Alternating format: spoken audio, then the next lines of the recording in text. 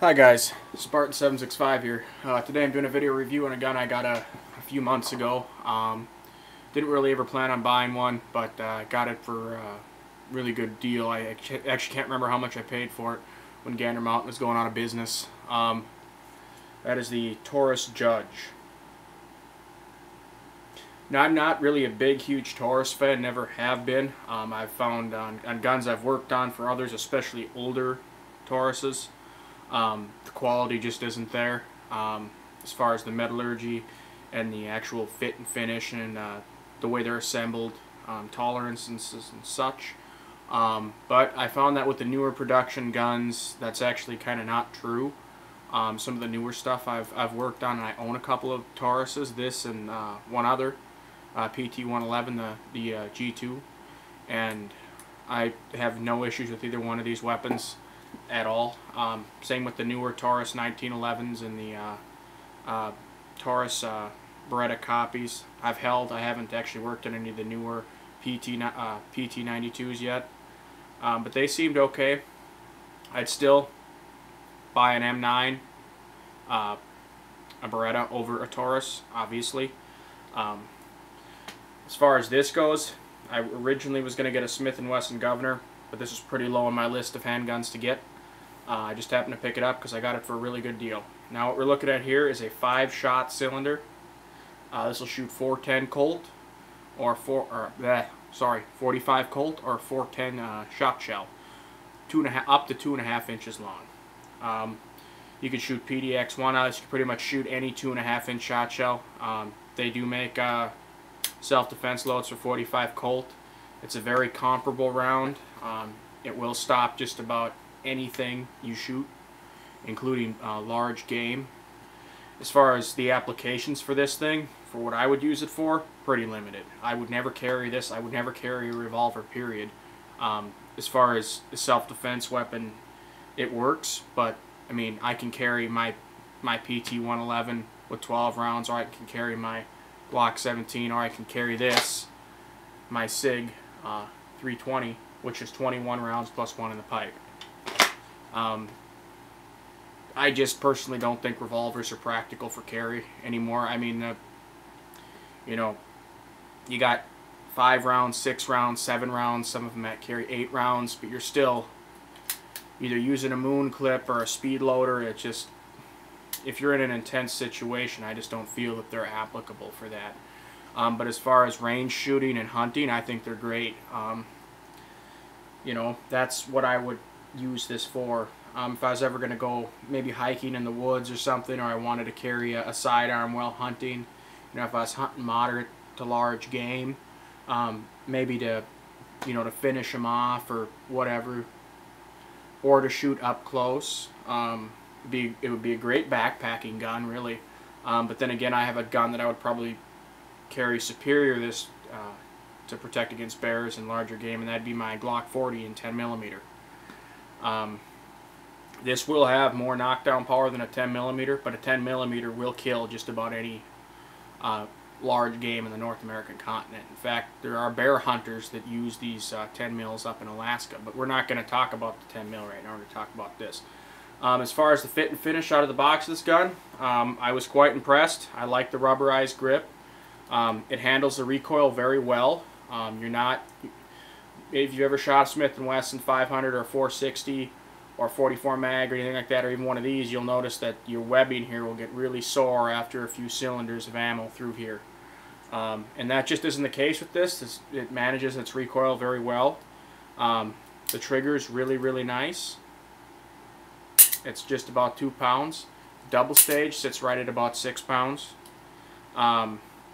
The only thing I had to do with this gun out of the box, and it probably wasn't really even necessary, as I said, I'm not a big wheel gun guy. I only got about 4 or 5 of these wheel guns.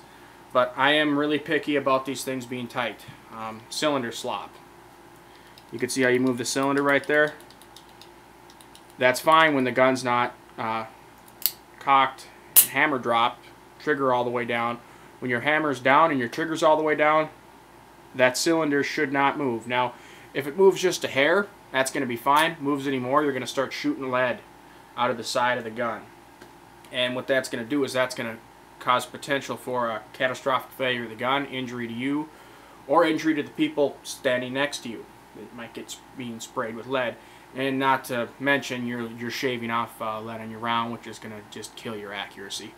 But I'm going to go over a separate video on how to fix that. There were 3 cylinders that had some very minor cylinder slop on this particular Taurus. It's a simple fix. A lot of people freak out over it. I don't understand why. But anyway, I'm going to do that in a separate video. Oh, looks like my phone's ringing. Just going to ignore that. As far as what comes for sights, I mean, you're looking at a shorter length revolver. I mean, what is this, a 3-inch barrel, I think? I honestly didn't even measure it. 2 3/4, 3-inch barrel, we'll call it. It does shoot fairly accurate. 25 meters, she'll do about 2 inches pretty consistently.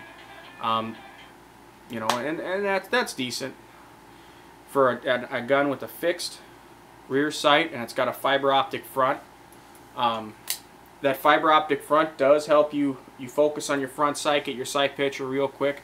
Again, this thing is not designed for sniping, you know, sniping a bear or whatever. This is designed for, you know, 25 meters less.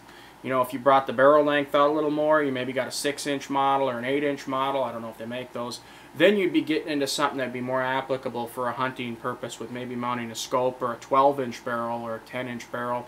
Then you're gonna gain velocity. But with this short of a barrel, you're not really getting the velocity. You're not using the 45 Colt to its full potential. They can be very accurate. Henry Repeating Arms makes lever guns, and I mean, it's a great round. It's great for a handgun, great for a rifle as far as a game goes. But it's back to self-defense. I'm talking about home defense. I personally don't think this is a good option for home defense either. One of the big reasons is your time on target's going to be decreased, and you're shooting 5 rounds. So let's say there's 3-4 bad guys breaking your house, and this happens. You know, you see it all the time on the news. 4 guys armed with bats or rifles or whatever break in. And for you to shoot this in a dimly lit area, which I have at my range, you can adjust the lighting. The fireball that comes out of this thing is just blinding. So I mean, and the recoil is about like this. I mean, if you get proper stance, if you don't hold the gun right, it's going to be flipping. But the recoil, you know, to get your time on target's significantly higher than that of a 9mm or a 40. If it was your only option, yeah, anything's better than nothing. But again, you're going back to your 5-round capacity, not ideal. Again, for home defense against, you know, maybe at your cabin, if you're worried about, you know, bear getting in your cabin, which just shit happens, you know, bear or cougar or whatever. Yeah, by all means, for home defense against a large animal, it works. Yeah, good. Home defense against a violent intruder, probably not the most ideal option.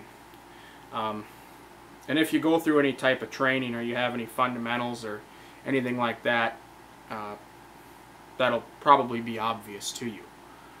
Anyway, comments, questions on this gun. I don't have a lot of rounds to this thing. I probably only got about 100, if that, maybe 90 to 100, because it costs damn near $1+ a round to shoot, and I just, you know, I made sure it shot, functions well. Like, again, I might carry it when I go deer hunting this year out in North Dakota, but that's about it. Comments, questions, send me a message. Spartan765 out.